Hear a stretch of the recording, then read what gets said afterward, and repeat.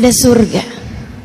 Saya ingat beberapa tahun lalu saya ada berziarah, berkunjung kepada salah satu guru saya, Habibana Zain bin Smith, Madinah. Luas, luar biasa, ibadah luar biasa. Habis selesai baca zikirnya bersama dengan kami, kisah-kisah orang-orang soleh sama anak-anaknya. Ada tamu, beliau akan temuin tamu. Yang diceritakan adalah hal-hal yang berbau ilmu, hal-hal yang bernilai ibadah, hal-hal yang mendekatkan orang pada Allah Subhanahu wa taala. Mendoakan orang lain. Kemudian masuk lagi, mami kami sholat, kemudian dengarkan kami membaca Al-Quran, minta kami untuk baca beberapa hadis dari hadisnya Nabi Muhammad. Beliau kemudian menerangkannya. Dia bilang, saya kalau lagi bersama dengan ini, kalau kamu bisa hidup dengan cara seperti ini, kamu sudah akan berada dalam surga sebelum surga nantinya. Kata Allah tentang para kekasih-kekasihnya, ala inna awliya Allah la khawfun alaihim walahum yahzanun. Ketahuilah, sesungguhnya para kekasih-kekasih Allah Subhanahu wa taala la khauf alaihim, mereka enggak punya rasa takut, enggak punya walahum yahzanun, dan tidak pula bersedih hati. Kenapa begitu? Karena Allah telah memandang jiwanya dan memberikan cahaya dalam jiwanya, sehingga di dunia mereka berasa dalam surga tanpa takut, tanpa sedih. Di akhirat kelak mereka adalah para kekasih-kekasih Allah Subhanahu wa taala. Tanggamu tinggal bersama dengan suami, ayat kursi saat masuk dalam rumah.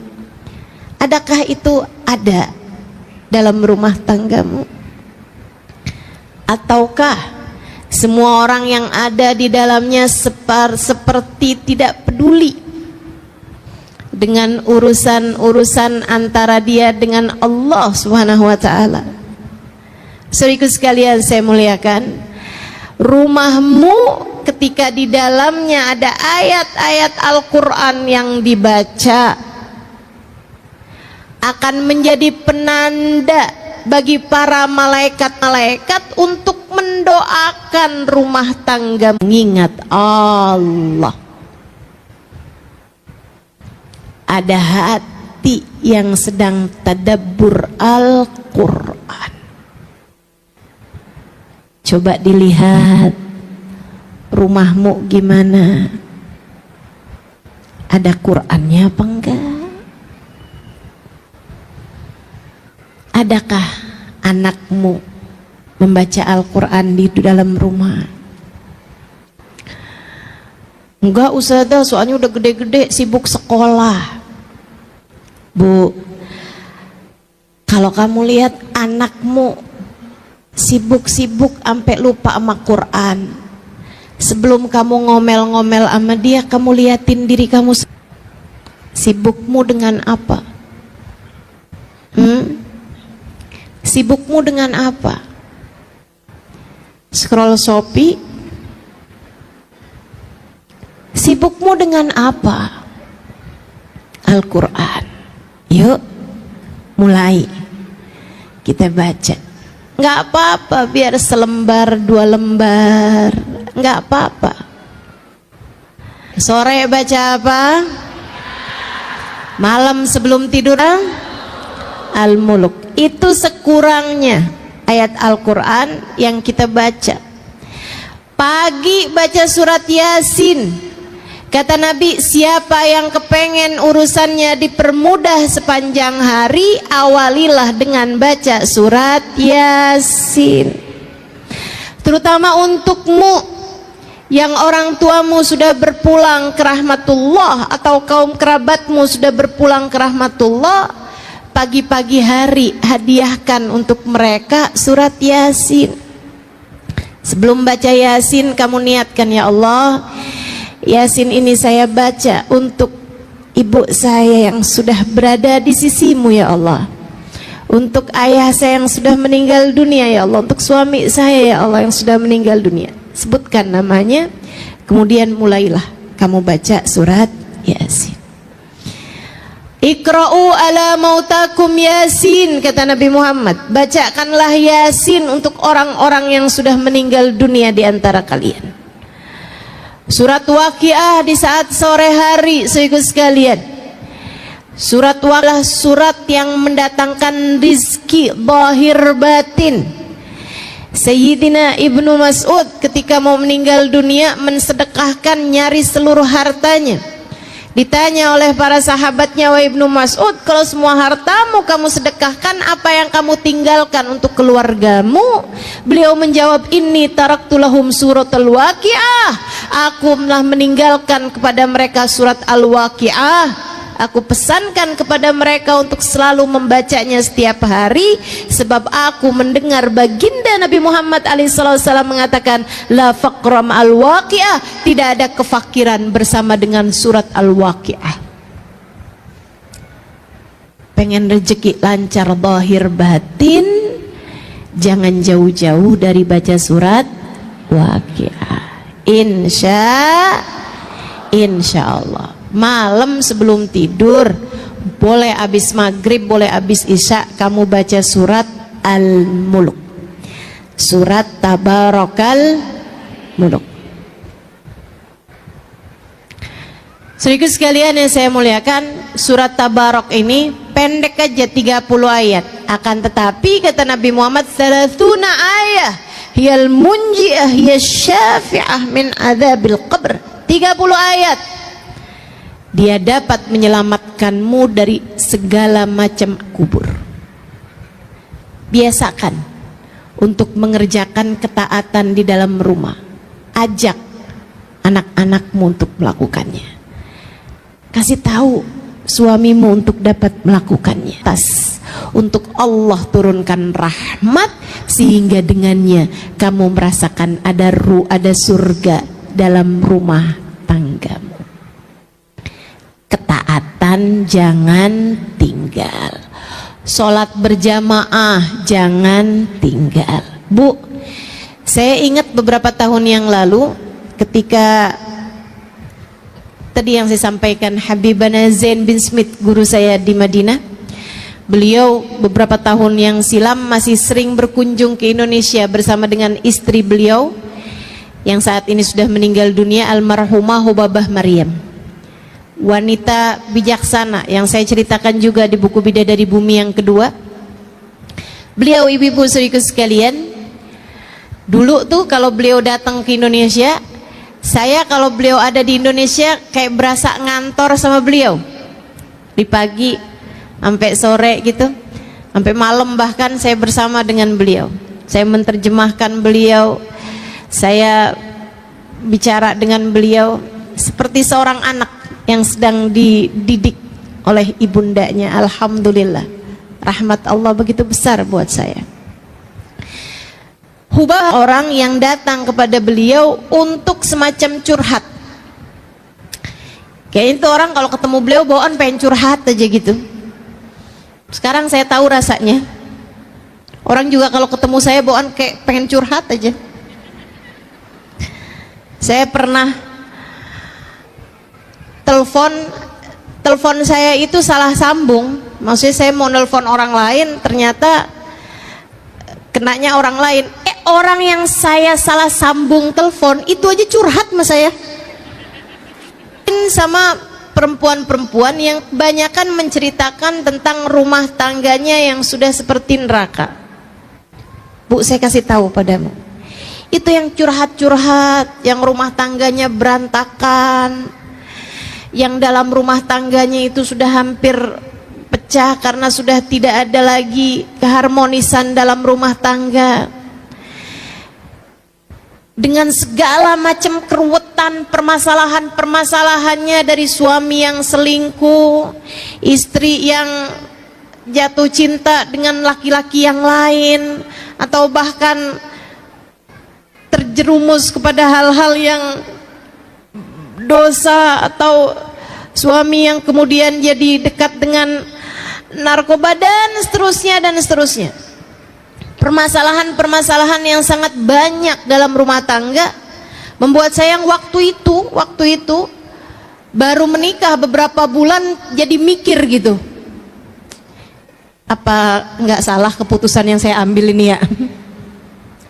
Sehingga sekalian, namun subhanallah, dari setiap kali saya menerjemahkan Hubabah, karena masalahnya mereka curhat pakai bahasa Indonesia, Hubabahnya nggak ngerti bahasa Indonesia. Hubabah jawab pakai bahasa Arab, orang yang dicurhatin kagak ngerti. Jadinya mau nggak mau saya yang harus jadi penterjemahnya gitu. Saya terjemahkan kata per kata, bahkan saya terjemahkan kalimat per kalimat. Tiap Hubabah bisa saya ngomong langsung saya terjemahin, dia ngomong saya terjemahin gitu terus seperti itu.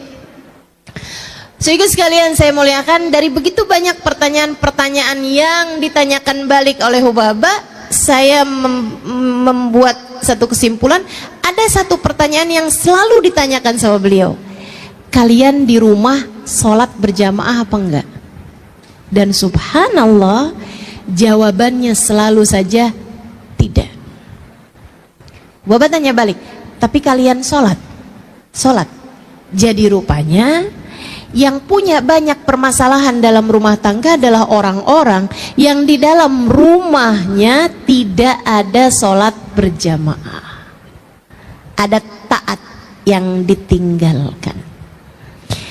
Sampai ketika saya sedang berduaan dengan beliau, dengan Hubabah Maryam, saya tanya, Hubabah, apa kaitan antara sholat berjamaah sama rumah tangga gitu? Kenapa setiap orang yang dalam rumah gitu? Kata Hubabah, ya Halimah, ma sami'ti qaul Rasulillah sallallahu alaihi wasallam, kamu nggak pernah dengar nak hadisnya Nabi Muhammad alaihi wasallam, la tusawwuna sufufakum aw la yakhtalifanna qulubakum, hendaklah kalian ratakan saf salat kalian atau akan bercerai-berai hati kalian. Jika soft tidak rata saja membuat hati bercerai-berai, bagaimana pula dengan yang tidak sholat berjamaah sekalian? Sholat berjamaah menyatukan hati. Kamu kalau kepengen rumah tanggamu berada dalam surganya, laksanakanlah sholat dengan berjamaah di dalam rumahmu itu. Insya niat apa enggak niat nih kira-kira? Mulai kapan sholat berjamaahnya? Sekarang. Insya Allah kerjain ya. Ustazah, suami saya kerja ustazah. Nggak apa-apa, kerja, tapi di saat beliau berada dalam rumah, di saat dia sedang berada dalam rumah dan kamu juga sedang berada dalam rumah, maka kalian ngerjain sholatnya jangan masing-masing, jangan sendiri-sendiri, sholatlah dengan berjamaah. Faham? Suami saya sholatnya di masjid ustazah. Oke, tapi kan biasanya biar bagaimanapun ada masanya ketika suami harus sholat di rumah, ya kan begitu? Nah, saat dia sedang mengerjakan sholatnya di rumah, kamu sholatlah dengan berjamaah bersama dengan dia. Itu maksud saya. Insya Allah. Jangan tinggal ketaatan. Ini syarat mutlak menghadirkan surga dalam rumah tanggamu. Yang kedua, tinggalkan dosa. Ustazah, saya sih bisa tinggalin dosa ustazah, tapi suami saya enggak. Dia selalu saja mengerjakan dosa-dosa di dalam rumah tangga kami. Bu, mulailah dari dirimu sendiri dulu. Mulailah dari dirimu sendiri dulu. Tinggalin dosa-dosa. Saya enggak ngerjain dosa ustazah. Yakin? Ngomelin suami kamu pikir bukan dosa? nilep duit suami ketika kamu lagi nyuci baju, terus nemu ternyata di saku bajunya ada uangnya, kamu pikir nggak dosa? Ustazah, emang itu dosa ya? Bukannya rezeki istri soleha? Yuk tinggalin dosa. Bu, saat kamu bohong, kamu pikir itu nggak dosa? Dosa. Al-mu'min la yakdzib, kata Nabi Muhammad. Orang mukmin nggak bohong. Orang mukmin nggak bohong. Orang mukmin nggak bohong. Saya ulang-ulangin ini ibu, orang mukmin nggak bohong. Sengaja saya ulangin terus, orang mukmin nggak bohong. Biar kamu ingat dalam pikiran kamu, orang mukmin nggak bohong. Saat kamu nanti mau berbohong, entah kepada anakmu, entah kepada suamimu, entah kepada siapapun, kamu ingat ucapan saya, orang mukmin nggak bohong. Sebab ucapan saya adalah apa yang telah disampaikan baginda Nabi besar Muhammad sallallahu alaihi wasallam ketika beliau ditanya, wahai Rasulullah, yaznil mu'min, apakah orang mukmin ada yang berzina? Kata Nabi Muhammad, bala wa yatub, iya, ada orang mukmin berzina kemudian dia bertaubat. Ya Rasulullah, yasrikul mu'min, apakah orang mukmin ada yang bisa nyuri? Ada, kata Nabi Muhammad, wa yatub, tapi kemudian dia bertaubat dari apa yang dia lakukan. Nabi disebutkan beberapa dosa, kemudian Nabi Muhammad mengatakan na'am wa yatub, iya, tapi kemudian dia bertaubat. Tapi kemudian dia bertaubat. Syaratnya seorang mukmin bukan pada dosanya, akan tetapi pada taubatnya. Bukan artinya, oh berarti nggak apa-apa ya Ustazah ngerjain perbuatan-perbuatan dosa. Bukan begitu. Akan tetapi orang mukmin mungkin pernah mengalami masa lalu yang kelam, akan tetapi kemudian dia bertaubat dari masa kelamnya tersebut. Ketika ditanya, ya Rasulullah, yakdzibul mu'min, apakah orang mukmin bisa berbohong? Nabi Muhammad mengatakan, la, al mu'min la yakdzib, enggak, orang mukmin enggak bohong. Kamu kapan terakhir kamu berbohong? Tadi pagi. Kapan terakhir kamu berbohong? Ibu-ibu saudariku sekalian, saya muliakan, berapa banyak kebohongan yang telah kamu lakukan. Kamu kepengen rumah tanggamu berada dalam surganya, tinggalkan kebohongan. Jangan bohong. Jangan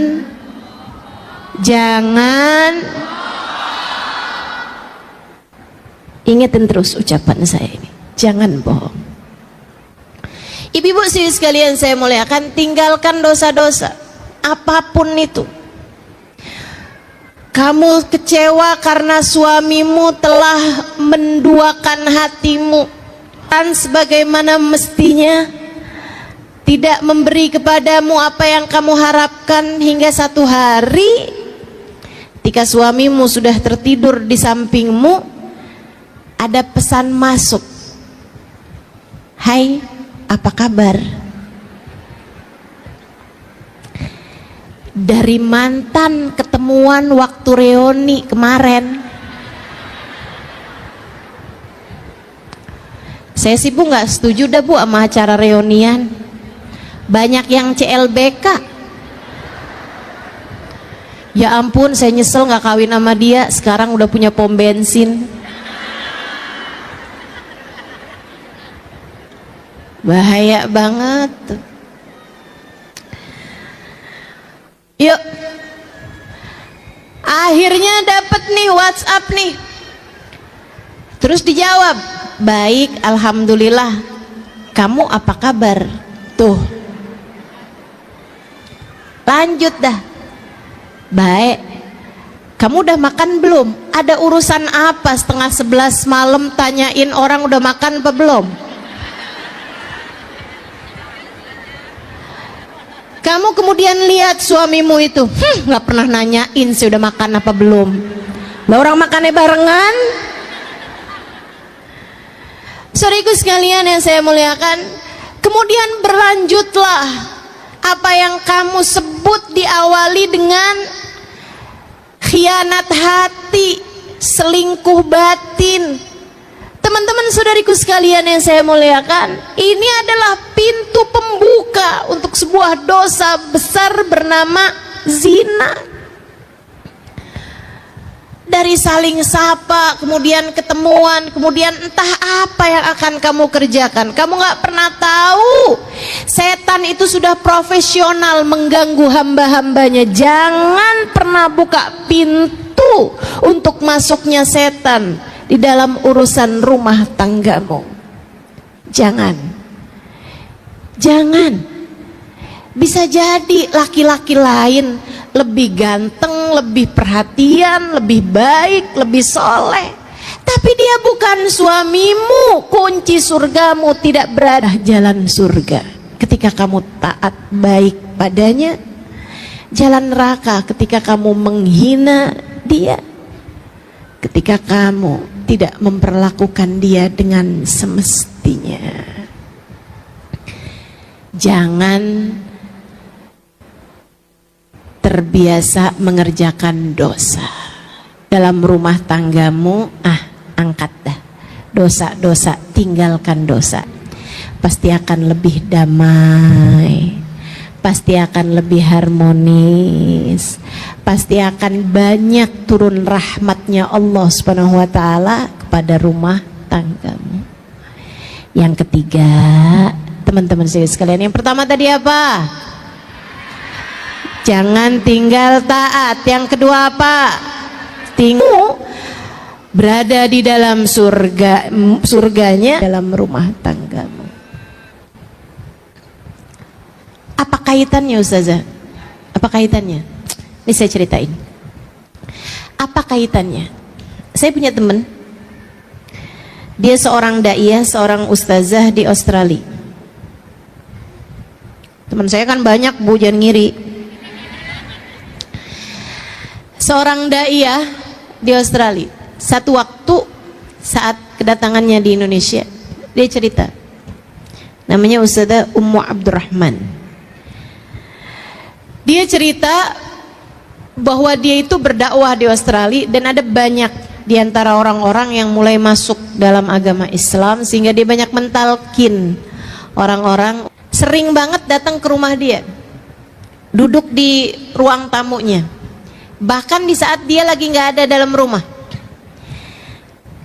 Nanti kalau pas dia kebetulan pulang, si tetangga itu ada di depan rumah, ada di ruang tamu gitu, dia nanya, ada yang bisa saya bantu? Oh iya, saya kehabisan garam, boleh minta garammu? Dikasihin. Tambah kamu buat duduk aja gitu, kayak tenang banget. Saya nggak ngerti kenapa. Dia bilang padahal rumah tetangga saya ini jauh lebih mewah, jauh lebih bagus daripada rumah saya. AC-nya jauh lebih dingin daripada AC di rumah saya. Dia bilang daripada AC di rumah saya. Dia bilang dekorasinya interior dalam rumahnya jauh lebih indah daripada rumah saya. Tapi dia mengatakan bahwa setiap kali saya duduk di dalam rumahmu, seperti saya berada di dalam surga. Saya nggak ngerti kenapa. Dia bilang, saya pun kemudian kasih tahu sama dia tentang Islam dan lain sebagainya. Tapi dia mengatakan, kenapa di rumah umat Islam kebanyakannya seperti berada di dalam surga? Kenapa?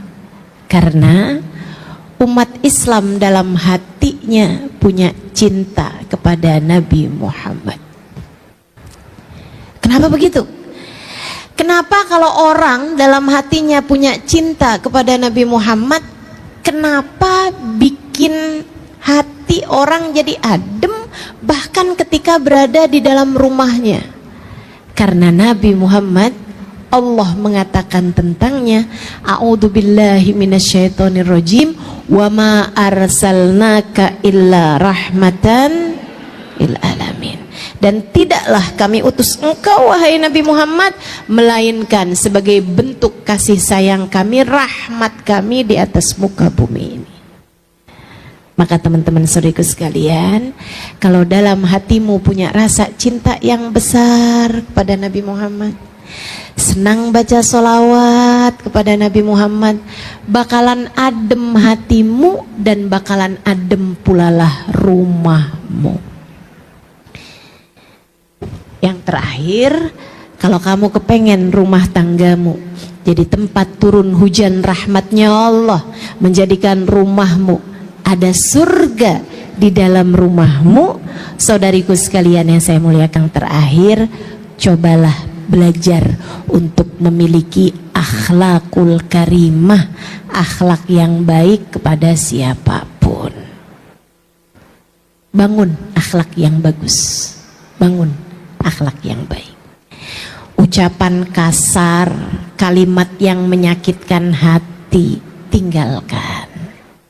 Marah-marah, apalagi nggak jelas marahnya sebabnya apa, tinggalkan. Tinggalkan. Semua bentuk dari akhlak-akhlak yang buruk itu adalah penyebab dari rumahmu seperti berada di dalam neraka. Cobain belajar buat punya akhlak yang baik. Kalau ada suami lagi marah, liatin aja. Liatin aja. Kemudian kalau dia marah-marah, ngomong-ngomong yang gak enak gitu, Bu, kamu dengerin aja tapi gak usah percaya. Gak usah percaya. Sebab yang berbicara bukan hatinya. Yang berbicara adalah setan yang sedang menguasai hawa nafsunya. Kamu mau percaya sama setan? Enggak. Saya menuduh suami saya bohong, Ustazah. Suamimu mungkin enggak bohong, tapi yang sedang bohong adalah setan yang sedang menguasai suamimu. Buktinya, coba kamu ingetin betapa seringnya kamu habis marah-marah, habis itu kamu nyesel. Betul? Terus kamu bilang, maaf ya, saya tuh nggak ngomong dari hati saya. Betul? Dari mana tuh kamu ngomong? Dari hawa nafsu. Hawa nafsu kamu tuh. Kenapa kok bisa hawa nafsu kok lagi marah bisa ngomong sesuatu hal yang begitu menyakiti hati orang lain, begitu kasar, begitu keji? Karena orang kalau lagi marah hatinya dimain-mainkan sama setan. Kata Nabi Muhammad, seperti anak kecil main-mainin bola. Seperti anak kecil main-main bola.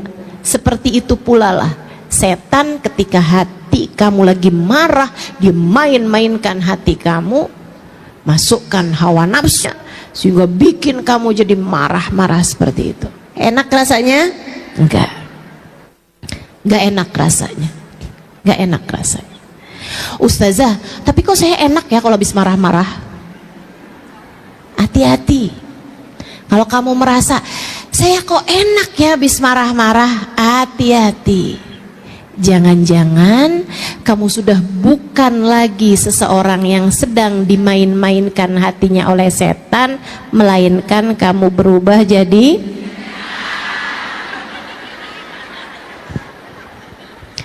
yang seneng kalau lagi marah-marah itu setan, Bu, bukan manusia.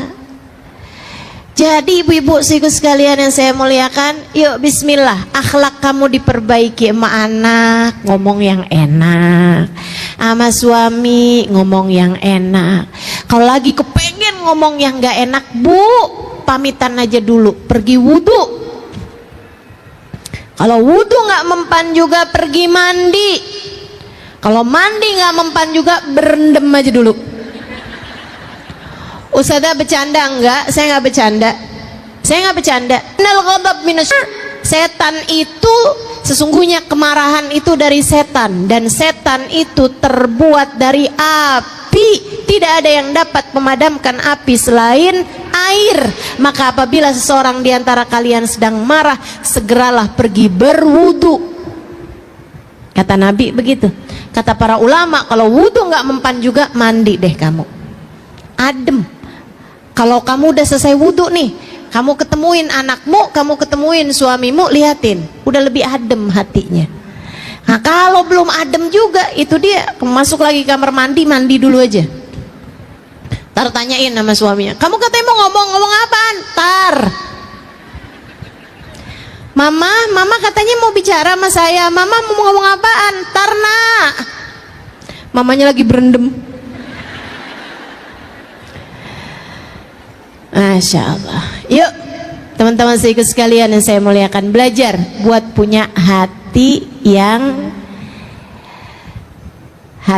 damai, akhlak yang karimah, berakhlak dengan akhlak yang baik. Kok saya susah banget ya Ustazah punya akhlak yang baik? Bu, kembali ke poin yang ketiga, deketi Nabi Muhammad. Kalau kamu berasa akhlak saya kok berantakan sekali, perlakuan saya sama orang kok bawaan pen marah-marah mulu, kesel mulu, sedih mulu gitu. Ibu-ibu sekalian saya muliakan, cobain buat lebih dekat sama Nabi Muhammad, banyakin baca sholawat. Fama min khuluqin fil bariyati mahmud illa wa huwa mutalaqan an zainil wujud.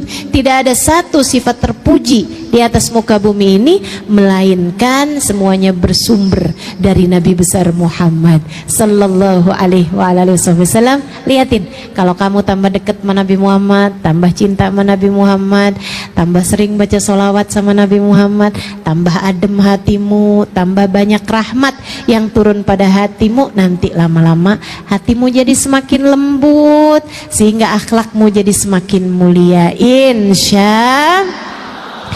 Keempat hal itu, kerjakan ketaatan, tinggalkan dosa-dosa di dalam rumah tanggamu. Kemudian yang ketiga, deketi baginda Nabi besar Muhammad sallallahu alaihi wasallam. Dengarkan lebih banyak kisah tentang Nabi Muhammad, dengarkan, hadiri majelis-majelis yang menjadikanmu lebih berasa dekat dengan Nabi Muhammad. Kemudian yang keempatnya, milikilah akhlak yang terpuji. Keempat hal tersebut jika ada di dalam rumah tanggamu akan menjadi surga sebelum surga nantinya.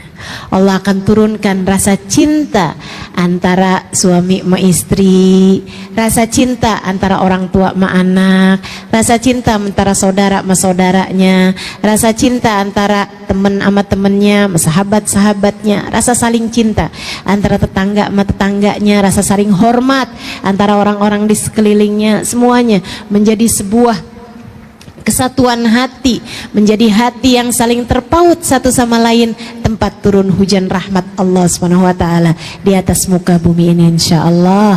Semoga rumahmu menjadi rumah tempat turun hujan rahmat Allah di atas muka bumi ini. Ala hadhihi niyah wa bikulli niyatin. Hari Jumat, hari pilihan Allah Subhanahu wa taala, hari yang disukai Allah Subhanahu wa taala jalla jalaluh wa ta'ala azamatuh. Karenanya sebagai umat Islam kita diminta secara khusus, sebagai umat Nabi Muhammad, di Jumat nih hadiah Allah buat Nabi Muhammad, dilipat gandakan amal-amal ibadah. Karenanya sebagai umatnya Nabi Muhammad, hari Jumat ada amalan yang sangat baik dilakukan. Assalamualaikum warahmatullahi wabarakatuh. Alhamdulillah, wassalatu wassalamu ala rasulillah Muhammad ibn Abdillah wa ala alihi wa sahbihi wa man wala. Subhanaka la ilma lana illa ma 'allamtana innaka antal alimul hakim. Rabbi shrah li sadri wa yassir li amri wahlul 'uqdatan min lisani yafqahu qawli, amma ba'du.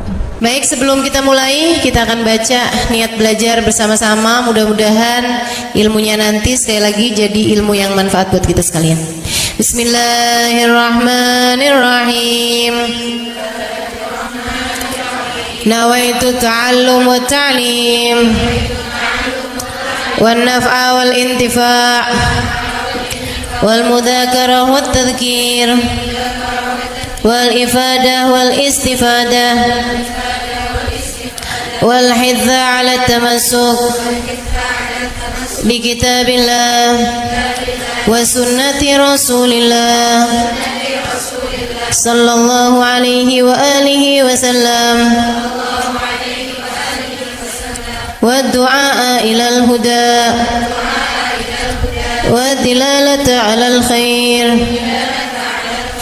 ابتغاء مرضاته وقربه وثوابه وحسن الخاتمة مع اللطف والعافية وصلاح العاقبة برحمتك يا أرحم الراحمين. إلى حضرة النبي محمد صلى الله عليه وسلم وآله وصحبه وأزواجه وذريته وأهل بيته وسلم وجميع الأنبياء والمرسلين والكل أجمعين أن الله يغفر لهم ويرحمهم ويعلي درجاتهم في الجنة وينفعنا بركاتهم وأسرارهم وأنوارهم وعلومهم ونفعاتهم في الدين والدنيا والآخرة. الفاتحة. Baca bersama-sama. A'udzu billahi minasyaitonir rajim. Bismillahirrahmanirrahim. Alhamdulillahi rabbil alamin. Arrahmanir rahim. Maliki yaumiddin. Iyyaka na'budu wa iyyaka nasta'in. Ihdinas siratal mustaqim. Siratal ladzina an'amta 'alaihim ghairil maghdubi 'alaihim waladdallin. Amin. Taqabbalallah minna wa minkum, taqabbal ya karim. Amalan kalau dikerjakan hari Jumat berlipat ganda 10 kali lipat. Itu kata Nabi kita Muhammad sallallahu alaihi wa ala alihi wasallam. Karenanya nih, hadir maulid di sini nih 1 kali kayak hadir maulid 10 kali. Amalan-amalan dilakukan pada hari Jumat berlipat-lipat ganda. Hari Jumat, hari pilihan Allah Subhanahu wa taala, hari yang disukai Allah Subhanahu wa taala jalla jalaluh wa ta'ala azamatu. Karenanya sebagai umat Islam kita diminta secara khusus sebagai umat Nabi Muhammad. Di Jumat nih hadiah Allah buat Nabi Muhammad. Dilipat gandakan amal-amal ibadah. Karenanya sebagai umatnya Nabi Muhammad, hari Jumat ada amalan yang sangat baik dilakukan pada malam dan hari Jumat ini. Nabi Muhammad mengatakan, "Aktsiru minas salati alayya fil lailatil gharra wal yaumil azhar." Kata Nabi, perbanyaklah bersolawat kepadaku pada malam yang benderang, bercahaya, dan juga pada siang hari yang terang benderang. Apa itu Rasul? Malam hari yang terang, siang hari yang terang. Itu malam dan siang apa? Apa yang mataharinya paling cetar membahana gitu? Atau malam purnama gitu? Atau bagaimana? Kata Nabi Muhammad, pada malam Jumat dan pada hari Jumat. Ini yang sekarang kita berada. Disunahkan, dianjurkan, direkomendasikan kita umat Islam untuk secara khusus memperbanyak bersolawat kepada Nabi besar Muhammad. Maka kita hadir pada maulid hari ini, pagi ini, mudah-mudahan dapat banyak keberkahan. Karena dalam maulid tuh per berapa baca solawat sekian, baca solawat dikit-dikit, solawatan, kan begitu. Alhamdulillah. Solawatan itu sendiri teman-teman saya sekalian merupakan cara kita menyambungkan diri dengan Nabi besar Muhammad. Fadilahnya banyak banget. Fadilahnya banyak banget. Solawatan itu banyak banget. Semua yang kamu perlukan, semua yang kamu idam-idamkan, semua yang kamu harapkan, dunia hingga akhirat ada dalam keberkahan, ada dalam fadilah bersolawat kepada Nabi besar Muhammad sallallahu alaihi wasallam. Setara vitamin kalau saya lihat-lihatin. Solawat itu setara vitamin. Kalau buat badan nih, solawat itu sama dengan vitamin. Vitamin itu orang sehat bagus, orang sakit bagus, orang baru habis sakit bagus. Orang kalau sehat perlu banyak vitamin. untuk menjaga kesehatannya.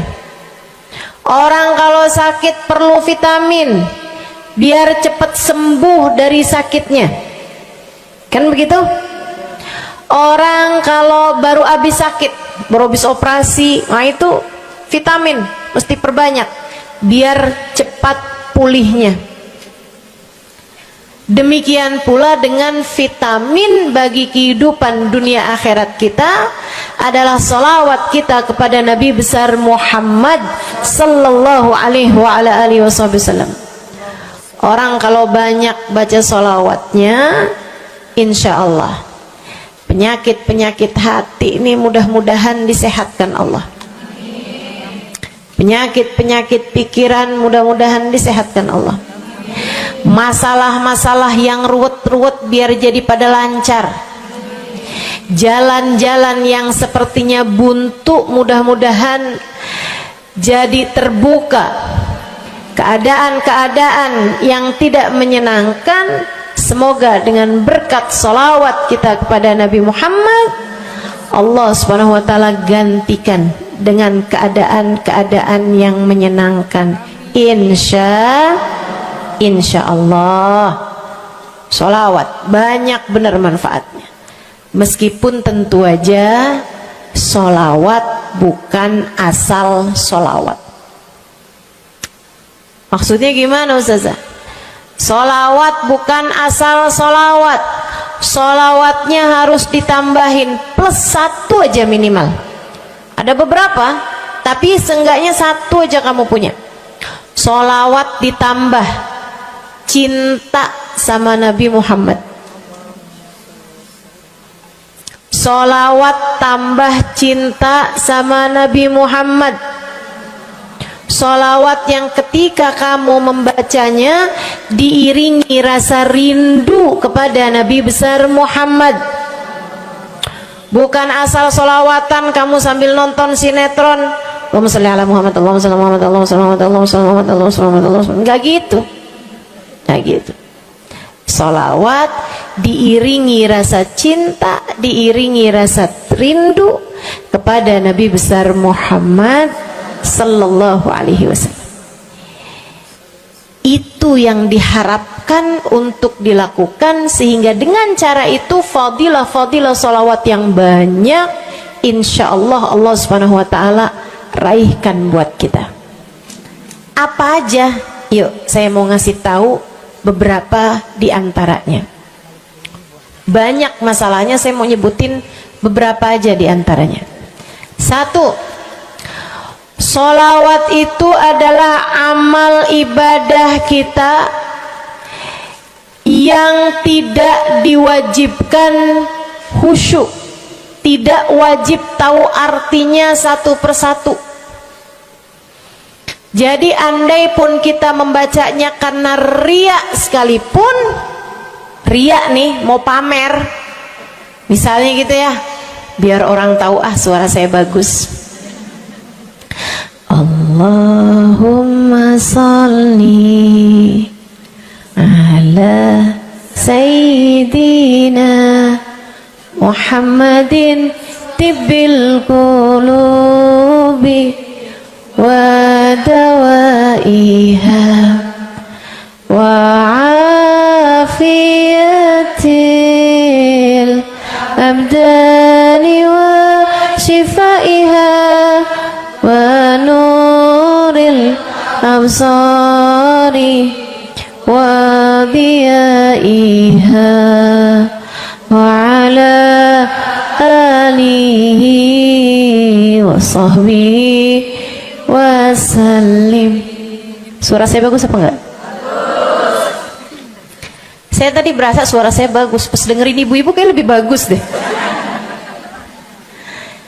Misalnya andai saya membaca sholawat sementara hati saya nggak murni, akan tetapi ada riak-riaknya. Hati saya nggak murni, bener-bener nyari ridho Allah, akan tetapi masih ada kayak biar orang tahu saya rajin sholawatan, biar orang tahu nih saya sering bersolawatan, biar suami saya tahu nggak bawel mulu. Allahumma sholli ala sayyidina Muhammadin tibil qulub. Kamu tuh dari tadi nonton aja Allahumma sholli ala sayyidina Muhammadin tibil qulub. Misal gitu ya. Pokoknya yang namanya sholawat itu andai pun dibaca tanpa kehusyuan dan ada riyaknya sekalipun, itu masih mungkin untuk diterima sama Allah. Katanya Imam Syafi'i alaihi ridwanallah, Imam Syafi'i radhiyallahu ta'ala anhu arba'ah, beliau mengatakan kullu amal ibni adam bainal qabuli wa raddiha illa salatu ala al-habibi Muhammadi fa innaha maqbulatun hatman bighairi taraddudi. Semua amal ibadahnya manusia nih ada yang diterima, ada yang ditolak. Amalan kita nih ada yang diterima, ada yang ditolak. Amalan dari orang Islam yang hatinya punya cinta sama Nabi Muhammad, amalan dari orang Islam yang hatinya punya cinta sama Nabi Muhammad. Sebab kalau hati udah nggak ada cinta-cintanya sama Nabi Muhammad, bahkan Islam pun sulit untuk dia pertahankan. Sebab syahadat tak hanya berisi la ilaha illallah, melainkan juga berisi Muhammad Rasulullah. Kata Imam Syafi'i, kullu amal ibni Adam bainal qabuli wa raddiha. Semua amal ibadahnya umat nih ada yang diterima, ada yang ditolak. Illa salatu alal habibi Muhammadi, selain salawat kepada Nabi Muhammad. Fa innaha maqbulah, karena sungguhnya salawat itu akan diterima oleh Allah hatman bighairi taraddudi, secara pasti tanpa ada keraguan-raguan.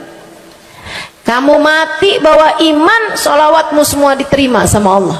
Dengan syarat tadi, mati bawa iman, salawatmu akan diterima semua sama Allah Subhanahu wa taala jalla jalaluhu wa ta'ala azamatuh. Saya pernah nanya sama saya punya kiai di Tegal. Saya bilang, kenapa sholawat itu pasti diterima sama Allah? Beliau memberikan ibarat. Kata beliau, karena Nabi Muhammad itu kekasih Allah. Karena Nabi Muhammad itu manusia paling tercinta di sisi Allah. Sehingga apapun kalau lewat jalannya Nabi Muhammad, itu akan lebih mudah buat diterima sama Allah. Semacam begini loh, kata kiai saya, semacam begini nih. Kamu kalau kirim surat misalnya ke gubernur, apalagi presiden, apalagi raja misalnya, kamu kalau mau kirim surat kepada orang besar, maksudnya orang yang memiliki kekuasaan atau pangkat atau apapun lah.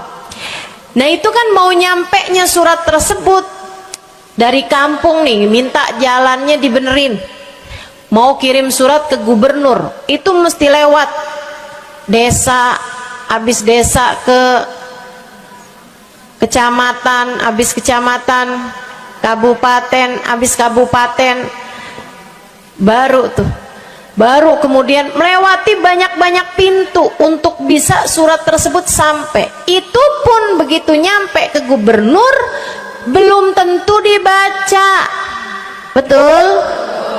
Kalaupun dibaca belum tentu dibalas. Betul? Kalaupun dibalas belum tentu apa yang kamu harapkan dilaksanakan. Akan tetapi kalau kamu punya jalur khusus, kenal sama anaknya gubernur, bahkan bukan cuman kenal, kamu dekat, apalagi jika bukan hanya dekat tapi kamu disayang sama anak gubernur. Kamu kalau lagi mau benerin jalan nih, mau ngomong sama gubernur, kamu bikin surat, kamu kasihin surat tersebut lewat anaknya. Tolong dong sampein sama bapak, jalanan nih rusak, Susah banget kita padahal mau bikin maulid nih. Sian nanti Ustazah Halimah susah masuknya. Misal, gitu kan? Kalau kita ngomong sama dia nih, dia bilang iya deh, tenang, saya sampein sama bapak saya.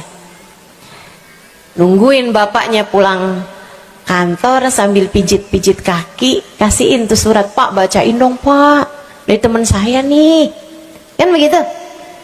Si bapak baca, habisnya dibaca, bakalannya dibales. Iya deh, nanti saya bangunin tuh jalan sesegera mungkin, kan begitu. Kalau kemudian jalanannya itu dibagusin, dibaca, gubernur ini karena sayang sama yang bikin surat atau karena sayang sama anaknya? Karena sayang sama anaknya. Kamu kalau ngerjain ibadah, Bu, Kak, Dek, sholat itu yang diterima hanya kadar kehusyuannya. Sedekah itu yang diterima hanya kadar keikhlasannya.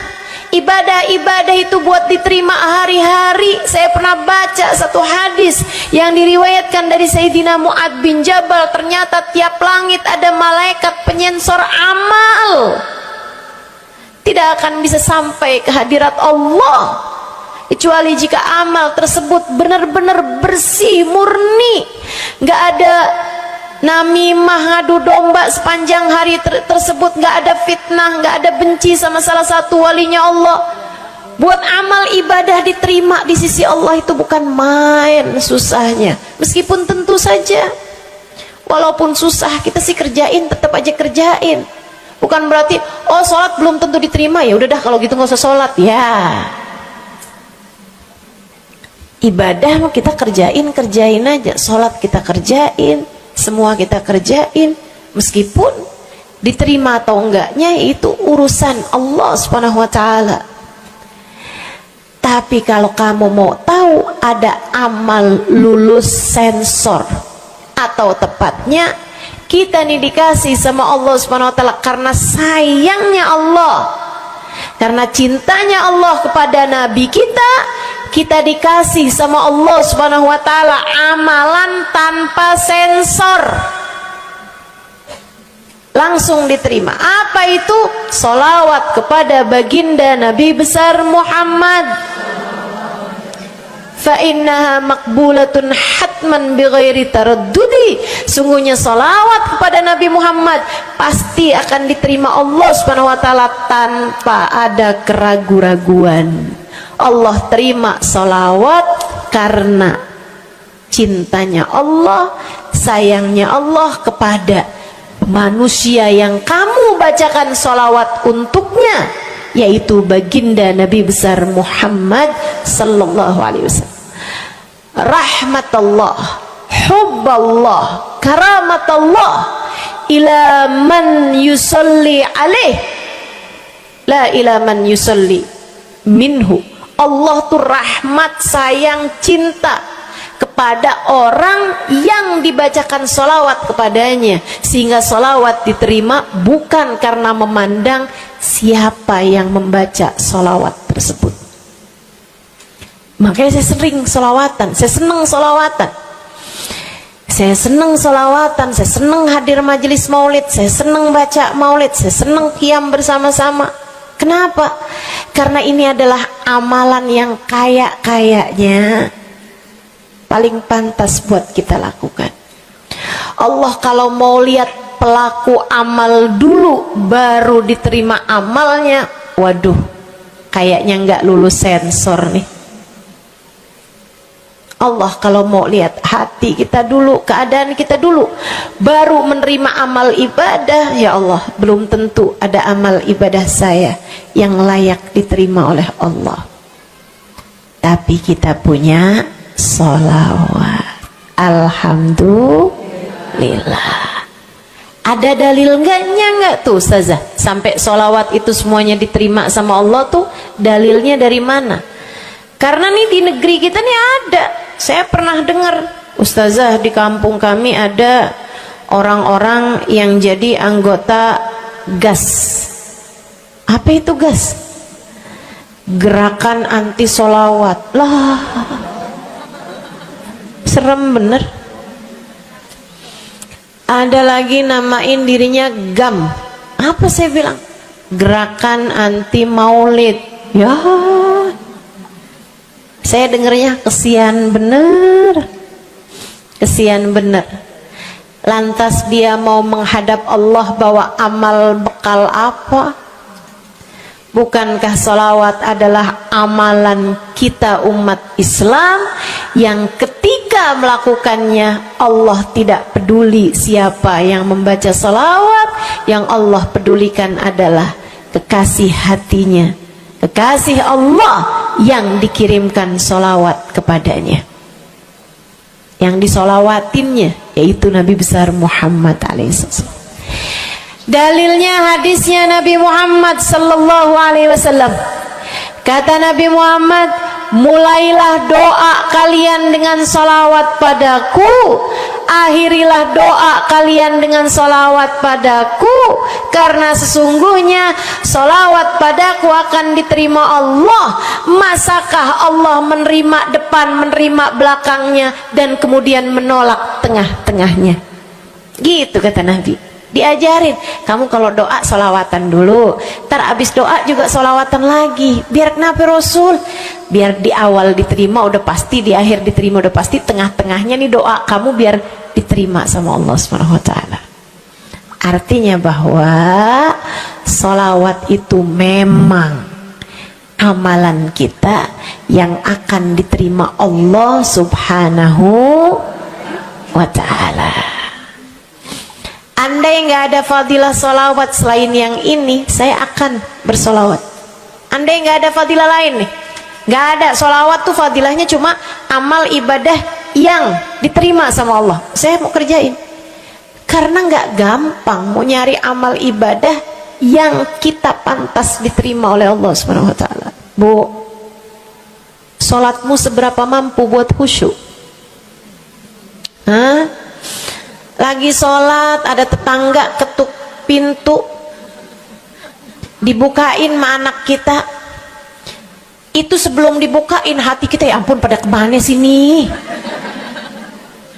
Gak dibuka-buka tuh siapa lagi yang datang? Kita udah sampai yang Bismillahirrahmanirrahim, sampai kita keras-kerasin, kagak juga ada yang bukain pintunya. Udah berisik sholat kita, Bu. Baca apaan, yang kita inget apaan? Habis dibukain pintu diomongin, iya nih mau ngundang tetangga belakang rumah nih, mau nyunatin anaknya. Nanti hari Minggu jam 8 pagi, iya ada pengajian, undang kiai dari kampung sebelah. Itu semuanya informasi yang disampaikan sama tuh tamu, kita dengar semua. Sampai udah mikir mau ngamplop berapa enaknya ya, panjang bener. Betul begitu? Pakai baju yang mana ya? Betul begitu? Berisik. Ustazah kok tahu? Iya, nah saya juga gitu.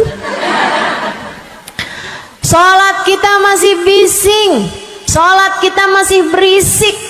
Rasanya masih belum pantas sholat kita ini untuk bawa kita menuju surga. Belum pantas rasanya sholat kita ini untuk kita haturkan kepada Allah Subhanahu wa Ta'ala. Sholat kita ini belum layak diterima, bagaimana mungkin untuk dibalas? Diterima aja masih belum pantas.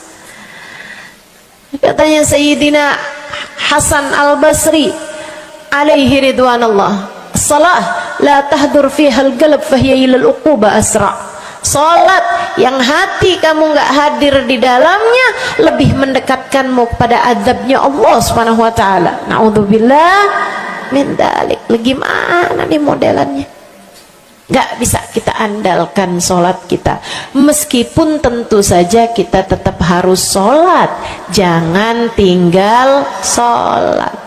Ninggal sholat tuh kayak lagi gunting-guntingin tali yang antara kita dengan Nabi Muhammad. Kita nih sama Allah dikasih banyak tali nih. Kamu kalau berani-berani ninggal sholat tuh kayak lagi guntingin tali.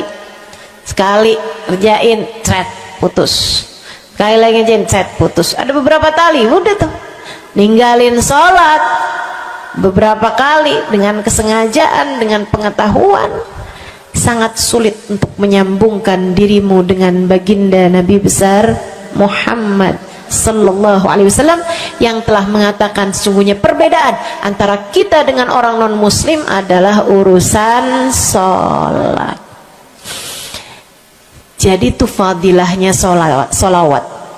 Jadi amal ibadah yang akan diterima Allah. Yang kedua, sholawat itu fadilahnya teman-teman sekalian menjadikanmu lebih mungkin dikenal sama Nabi Muhammad. Ini kalau buat saya penting banget. Jadi seseorang dikenal sama Nabi Muhammad. Ibu, kata orang nih saya terkenal. Diam semua. Kata orang saya terkenal. Seenggaknya follower saya lebih banyak lah daripada ibu-ibu. Ya kan begitu? Seenggaknya yang dengerin kajian-kajian saya lebih banyak lah daripada yang dengerin ibu-ibu di rumah. Tapi ya Bu, kalau saya pikir-pikirin, sebenarnya dikenali sama siapapun itu enggak jadi manfaat kalau saya tidak dikenal sama Nabi Muhammad. Sebagaimana ibu-ibu, andai nggak ada siapapun mengenal dirimu Bu, kayak tetangga aja mau ngawinin kamu nggak diundang, misal andai nih saudara kita sendiri kenal tapi kayak nggak mau kenal gitu. Andai nggak banyak orang kenal sama kita gitu kan, karena ya kita bukan sesiapa, misalnya gitu. Ibu-ibu saudaraku sekalian, itu Bu nggak cukup berpengaruh bagi dunia akhiratmu, bagi dunia terutama bagi akhiratmu, jika meski tidak banyak orang mengenalmu, akan tetapi Nabi Muhammad sallallahu alaihi wasallam mengenalmu. Saya sering bercerita tentang Zarqa, seorang perempuan, nggak ada siapapun kenal. Tetangga-tetangganya kenal juga gitu aja, nggak ada yang sayang gitu, nggak ada yang cinta gitu kan, nggak ada yang perhatian gitu juga, biasa aja. Perempuan paruh baya, nggak punya sesiapa, tinggal sebatang kara di rumah, mau bikin baik sama orang, ngasih sedekah sama orang juga nggak punya duit banyak-banyak gitu, buat hari-hari sendiri aja gitu. Akan tetapi satu hari Islam masuk ke dalam hatinya, membuat Zarqa jatuh cinta kepada Nabi Muhammad. Karenanya juga saya sarankan untukmu yang sedang dalam kesusahan, anak-anakmu belum dapat hidayah dari Allah sehingga sholatnya masih berantakan atau masih tenggelam dalam dosa, saya kesian sama ibu-ibu yang anaknya masih belum dalam jalan hidayah Allah SWT. Cobain Bu buat tagih doanya Nabi Muhammad untukmu dan untuk anak-anakmu. Alhamdulillah, wassalatu wassalamu ala Rasulillah Muhammad ibn Abdullah wa ala alihi wa sahbihi wa man walah. Subhanaka la ilma lana illa ma 'allamtana innaka antal alimul hakim. Rabbi shrah li sadri wa yassir li amri wahlul 'uqdatan min lisani yafqahu qawli. Amma ba'du. Mukjizat doa ini yang akan kita bahas pada hari ini. Doa ibadah yang luar biasa. Kita harus banyak-banyak berdoa. Saya sering bilang, jangan jadikan doamu hanya sekedar sebab doa adalah semua yang kamu perlukan. Jangan cuman berdoa sedikit, kamu justru sebaiknya sedikit-sedikit berdoa. Dikit-dikit doa, dikit-dikit doa. Itu yang seharusnya kita lakukan. Mencontoh manusia paling agung, baginda kita Nabi besar Muhammad. Nabi itu selalu berdoa. Nabi sering berdoa. Mohon maaf sebelum saya lanjutkan, kakak-kakak yang berdiri ini mau memastikan untuk tidak foto, tidak video. Betul ya? Sekarang gini aja, semua yang hadir nggak usah pakai dijagain, insya Allah nggak foto, nggak video. Betul? Betul, sepakat semuanya? Nah, jadi kakaknya biar nggak pada capek, boleh duduk. Oke, ya, silahkan duduk. Tahu-tahu pas habis selesai kajian nggak bisa jalan, pada kaku karena berdiri kelamaan. Baik ya, saudariku sekalian yang saya muliakan, Nabi Muhammad tuh begitu, selalu berdoa.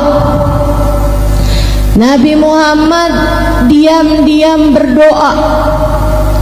Nabi Muhammad berdoa dalam diam dan diam-diam berdoa.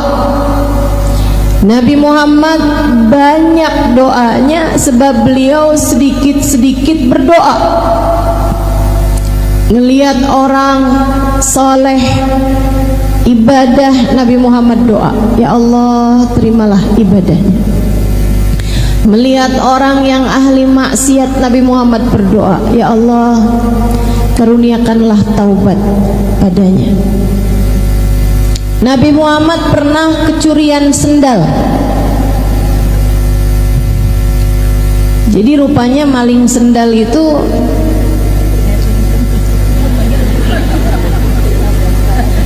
ada sanadnya ya. Tapi kalau ngambil sanad tuh yang bagus-bagus aja gitu. Maling sendal, Nabi kehilangan sandalnya di suatu tempat. Begitu tahu sandalnya hilang, dan teman-teman, Nabi itu nggak kayak kita punya beberapa pasang sendal. Sendal ke pasar lain, betul? Sendal ke pasar ikan lain, sendal rumah lain, sendal jalan-jalan lain, sendal kondangan lain. Begitu? Nabi nggak gitu. Nabi hanya punya sepasang sendal. Kalau hilang artinya Nabi Muhammad nggak lagi punya sendal. Tahu gitu kok sendalnya Nabi hilang. Begitu Nabi Muhammad menyadari, tahu bahwa sandalnya hilang, beliau berdoa, ya Allah, jika yang mengambil sandal saya adalah orang yang enggak punya sandal, berkahilah sandal saya pada kakinya. Didoain sama Nabi. Kalau yang ngambil orang miskin nih yang nggak punya sendal, ya Allah biarin pas tuh sendal sama kakinya, bikin awet jadi berkah terus. Ya Allah, jika yang ngambil sendal saya adalah orang yang punya sandal, orang yang mampu, yang bahkan mungkin sandalnya lebih banyak daripada sandalnya Nabi, ya Allah jadikanlah ini dosa terakhir yang dia lakukan, karuniakanlah taubat kepadanya. Nabi kita Muhammad sallallahu alaihi wasallam doa, terus doa. Lihat apa aja doa. Lihat anak kecil didoain, lihat orang tua didoain. Doa buat istrinya didoain, buat sahabatnya didoain, buat umatnya didoain. Kita ini adalah keberkahan dari doa orang-orang terdahulu kepada kita. Satu waktu Sayyidah Aisyah melakukan sesuatu hal yang bikin senang Nabi Muhammad. Nabi senang. Kemudian Nabi Muhammad mendoakan Sayyidah Aisyah, Allahumma ighfir li Aisyah ma qaddamat ma akharat ma alanat ma asarat ma alimat ma lam ta'lam. Ya Allah, ampunilah Aisyah ya Allah, dosa-dosanya yang dulu-dulu ataupun yang baru-baru. Ya Allah, ampuni Aisyah ya Allah, dosanya yang dia lakukan sendirian, diem-dieman, atau yang dia lakukan terang-terangan. Ampuni Aisyah ya Allah, dosanya yang dia tahu ataupun yang dia nggak tahu. Sayyidah Aisyah dengar didoain kayak begitu, senangnya luar biasa sampai semburat merah keluar di pipi beliau. Senyum Sayyidah Aisyah. Nabi Muhammad tanya, "Farihti bi du'ai ya Aisyah?" Kamu senang karena mendengar doaku ini wahai Aisyah? Bala ya Rasulullah, hadzal yaum id indi. Betul wahai Rasul, ini hari kayak lebaran buat saya.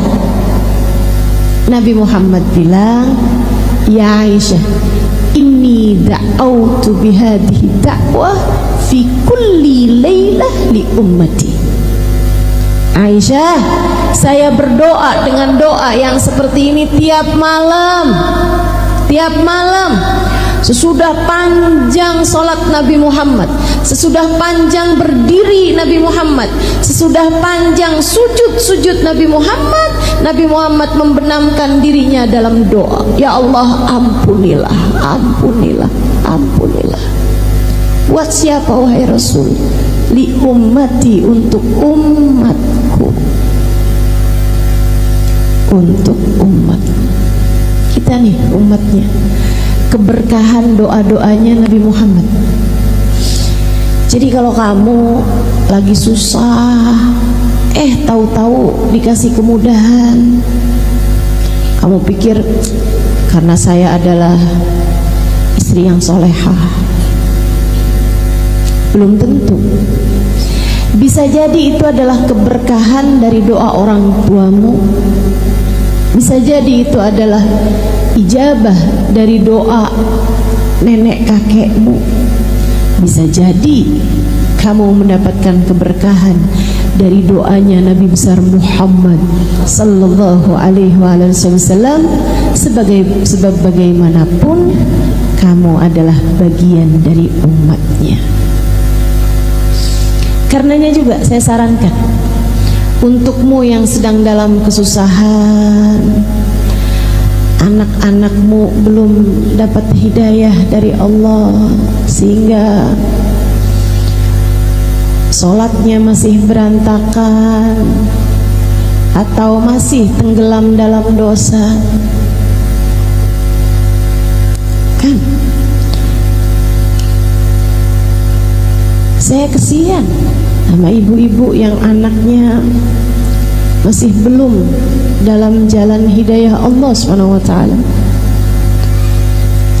Saya kesian. Cobain Bu buat tagih doanya Nabi Muhammad untukmu dan untuk anak-anakmu. Ya Allah, anak saya, kasihanilah dia ya Allah. Ya Allah, ampuni dosanya. Bukankah anak saya adalah umat Nabi Muhammad? Dan bukankah kabarnya Nabi Muhammad selalu mendoakan kami umatnya?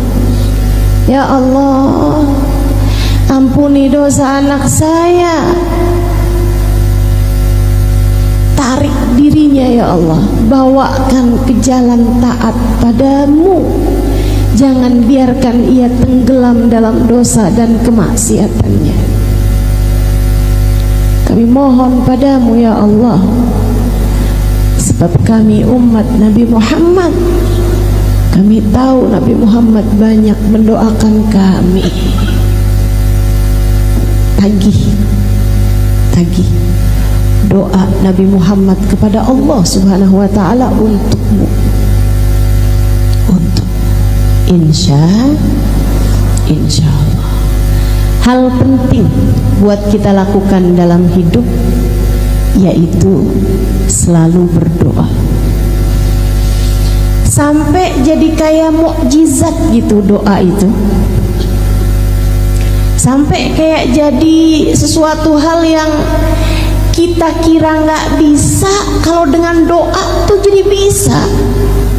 Bu, saya ini orang kampung, bapak saya bukan ulama, ibu saya bukan ulama, orang di sekeliling saya nggak ada yang mondok pesantren zaman saya masih kecil dulu. Sepupu-sepupu saya nggak ada yang mondok pesantren. Diawali oleh kakak saya, kemudian saya memutuskan untuk pondok pesantren juga. Saya nggak pernah menyangka bahwa kemudian Allah Subhanahu wa Ta'ala akan menyibukkan saya dalam jalan dakwah ini. Tapi saya merasa bahwa apa yang sedang saya lakukan saat-saat ini adalah merupakan ijabah doa dari orang-orang terdahulu yang telah mendoakan saya. Mukjizat, mukjizat. Dengan doa yang bukan siapa-siapa jadi sesiapa. Dengan doa segala kesulitan-kesulitan berganti kemudahan. Dengan doa yang gak mungkin-mungkin jadi mungkin. Dengan mukjizat doa segala yang mustahil menjadi mungkin. Jangan remehkan doa. Jangan remehkan doa. Ustazah, saya kepengen anak saya jadi ulama. Doa. Tapi anak saya udah terlanjur besar-besar. Cucu deh kalau enggak. Cucu. Doa. Doa aja terus. Kita nggak pernah tahu, teman-teman, bagaimana doa akan mengubah yang mustahil menjadi mungkin. Kita nggak pernah tahu. Kenapa bisa begitu, Ustazah? Karena ketika kamu berdoa, kamu berurusan dengan yang memiliki kendali terhadap semesta. Remotnya semesta ini Allah Subhanahu wa Ta'ala yang pegang. Innama amruhu idza arada syai'an ay yaqula lahu kun. Sungguhnya urusan Allah Subhanahu wa Ta'ala apabila menghendaki segala sesuatu tinggal berkata jadilah, maka jadilah sesuatu tersebut. Buat orang mungkin kayak mustahil, tapi buat Allah apa sih yang mustahil? Semuanya jadi mungkin. Karenanya jangan berhenti berdoa dan jangan remehkan doa, sebab itu adalah sumber kekuatanmu yang sesungguhnya.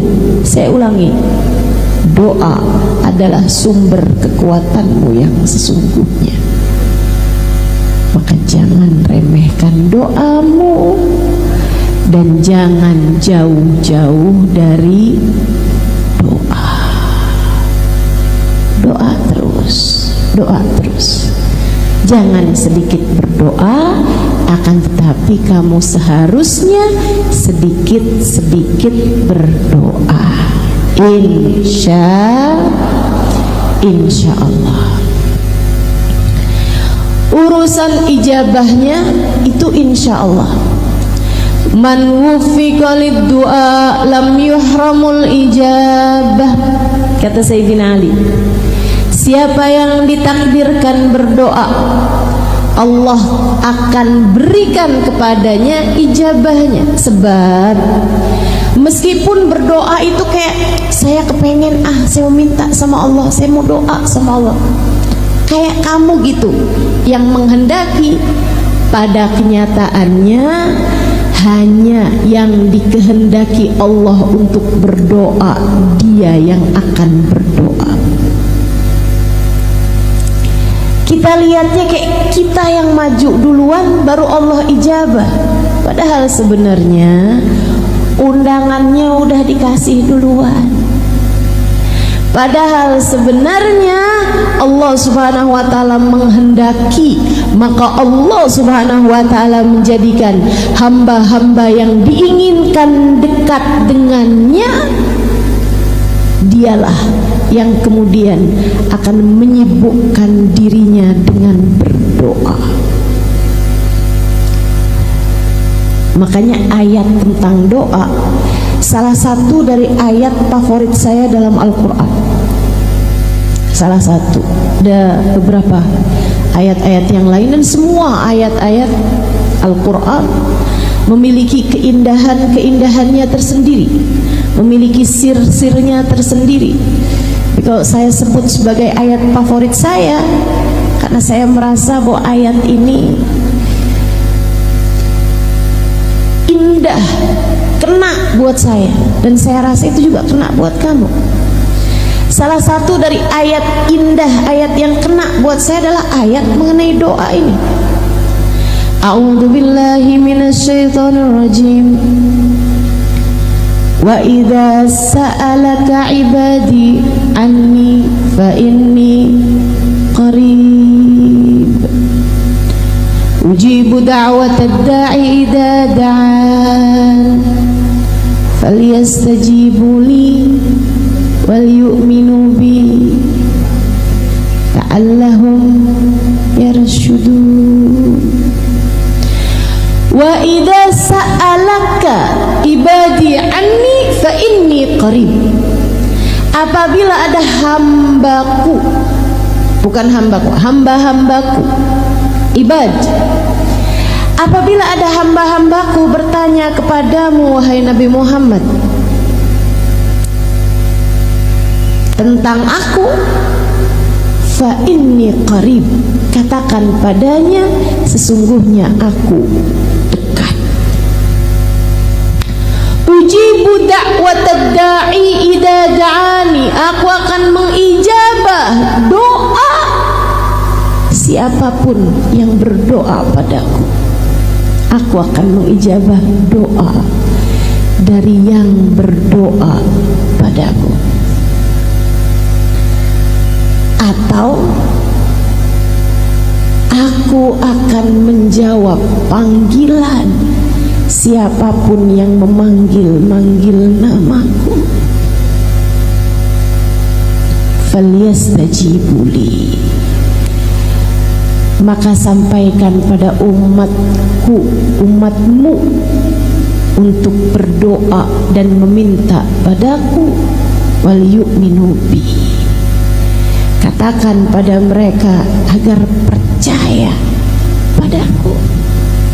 La'allahum yarshudun, niscaya mereka akan mendapatkan petunjuk. Indah banget bukan? Indah banget bukan? Seorang sahabat bertanya kepada Nabi Muhammad, Allahu ba'id hatta unadi am huwa garib hatta unaji. Rasul, saya punya pertanyaan. Allah itu jauh sehingga aku harus memanggilnya, ataukah Allah itu dekat sehingga aku cukup berbisik dengannya? Pertanyaan yang sangat indah, pertanyaan yang sangat bagus sekali ditanyakan seorang sahabat mewakili kita umat Nabi Muhammad sallallahu alaihi wasallam. Allahu ba'id hatta unadi am huwa qarib hatta unaji. Allah jauh sehingga saya harus panggil. Ini kan kalau saya mau ngomong sama yang ada di luar masjid misalnya jauh, saya harus panggil dia gitu kan, harus berteriak bahkan, hei, misalnya kalau saya sebut namanya karena jauh, saya harus memanggilnya, saya harus berteriak memanggil namanya. Tapi kalau orangnya di samping saya, ngapain saya teriak-teriak? Saya cukup bisik-bisik sama dia, hei. Dia akan menjawab, kenapa Halimah? Kan begitu. Tapi kalau jauh kan, hei, jawabnya juga itu, iya. Jauh. Tapi kalau dekat kan, Hei, dia akan jawab, iya. Nabi Muhammad diem, ditanya begitu. Bukan karena Nabi Muhammad nggak tahu jawabannya, tapi Nabi Muhammad punya adab sama Allah Subhanahu wa taala yang lebih besar daripada apapun.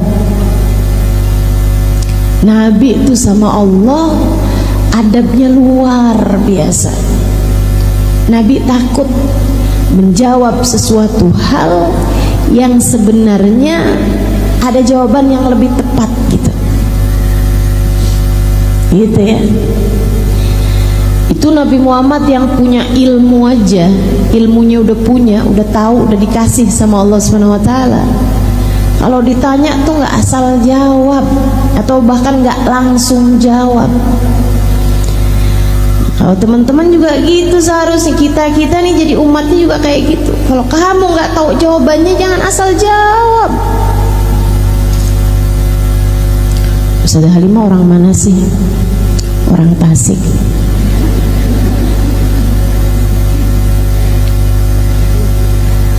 Kan namanya asal jawab.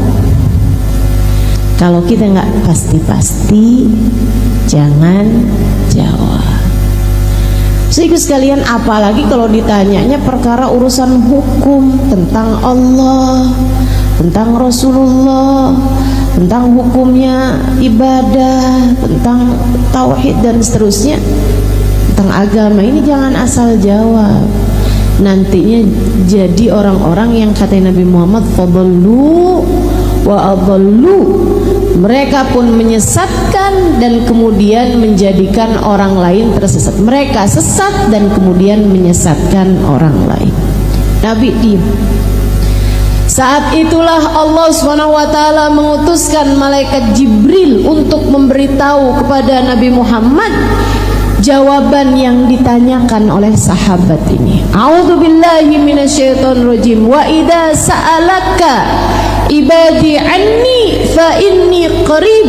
Apabila hambaku bertanya kepadamu, wahai Nabi Muhammad, apakah aku dekat ataukah aku jauh, sampaikan padanya fa inni qarib.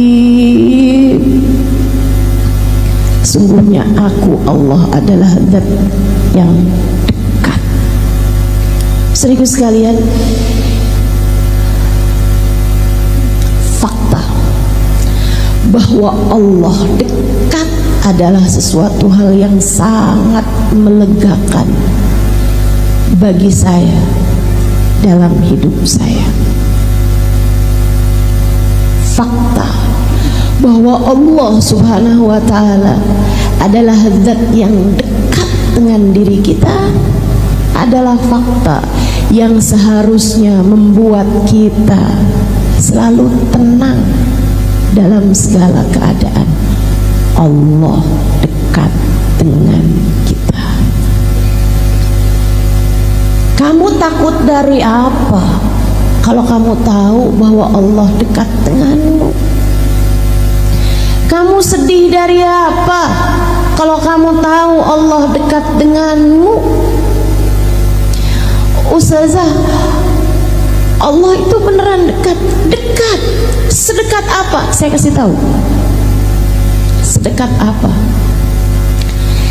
Sedekat seseorang dengan bayangannya? Bukan.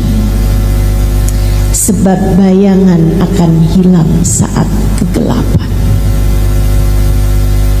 Allah tak pernah hilang. Lantas sedekat apa Ustazah?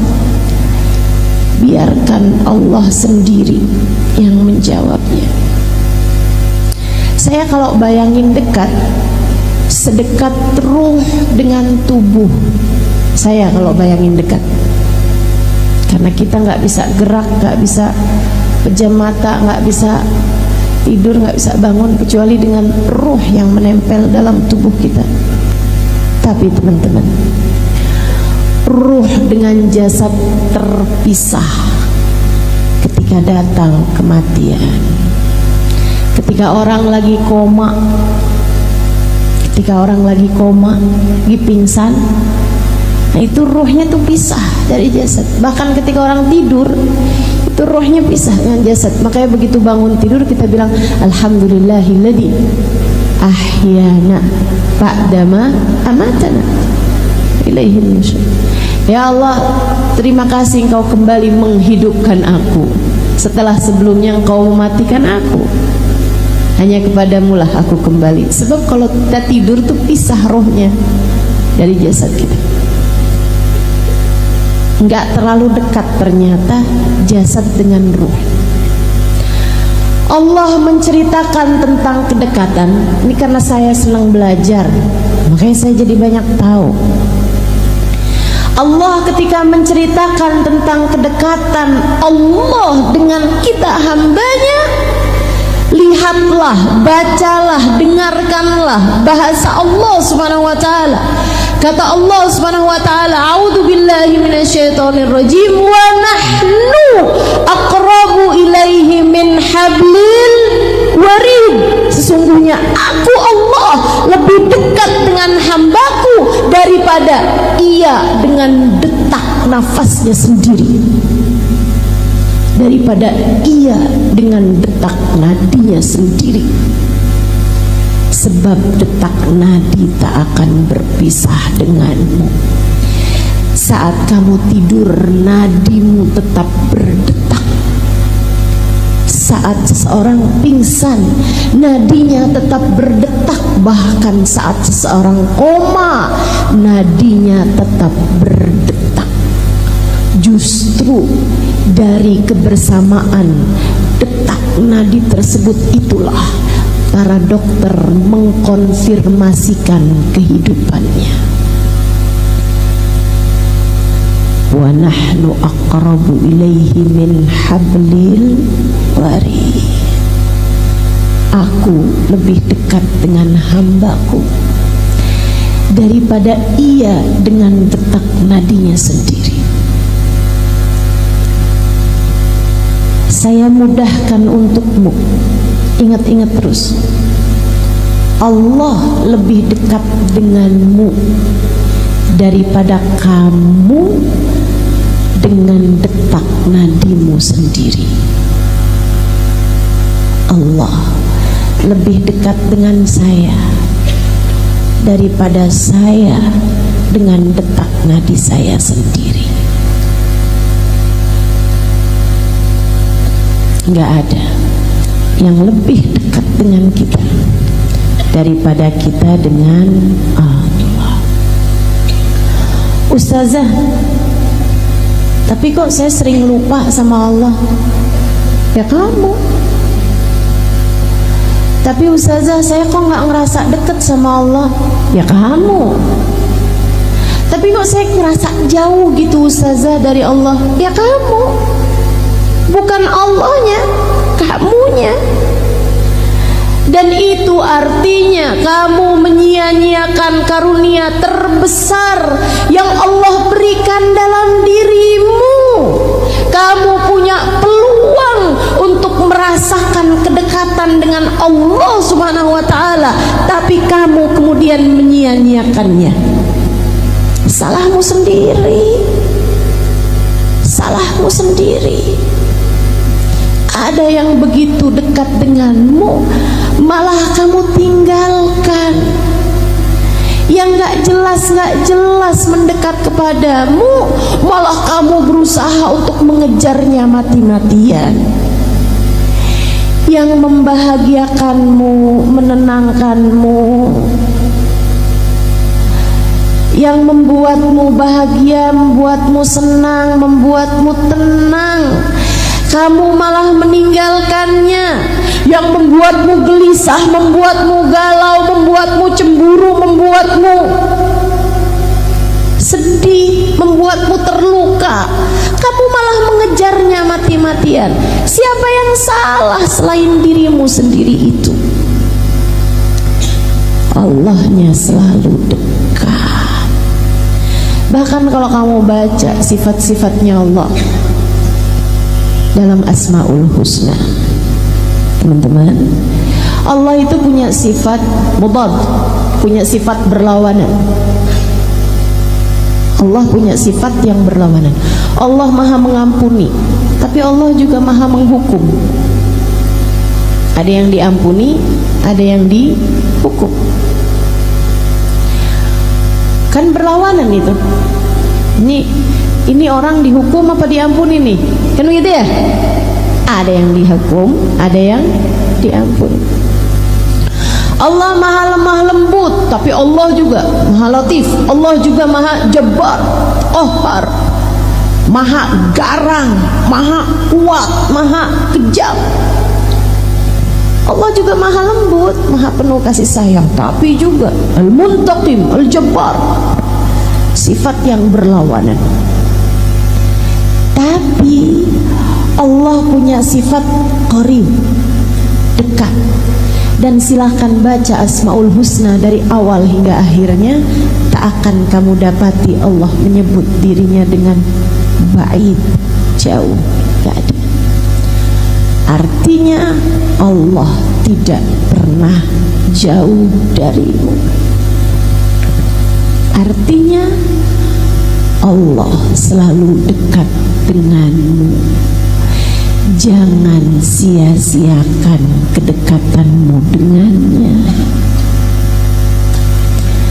Wa idza sa'alaka 'ibadi anni fa inni qarib ujibu da'watad da'i idza da'an. Aku mengijabah doa siapapun yang berdoa padaku. Falyastajibuli, maka mintalah padaku. Wal yu'minu bi, dan tetaplah percaya padaku. Kalian akan selalu berada dalam jalan petunjuk. Kalian akan selalu berada dalam jalan terang. Kamu tidak akan berada dalam kegelapan. Jadi kalau kamu ngerasa kok hidup saya nih kayak dalam masa-masa gelap, saya sekarang ini kayak di langit hidup saya nih kelabu. Kenapa ya? Kelabu langit saya tidak juga tersingkirkan. Kenapa saya habis ini kena ini, habis ini kena ini? Kayak sedih mulu nih hidup saya nih, kayak gelap mulu nih hidup saya. Kamu tahu jawabannya sekarang. Karena kamu kurang dekat. Bukan Allahnya, tapi kamu kurang dekat dengan Allah Subhanahu wa ta'ala. Kamu sih menjauh terus, kamu sih menghindar terus, kamu sih dikasih kesempatan seindah ini dalam kehidupan untuk berdoa, untuk meminta, untuk berzikir, untuk dekat dengan Allah Subhanahu wa ta'ala. Tapi kamu yang berlari-lari menghindar, menjauh darinya, hingga Allah kemudian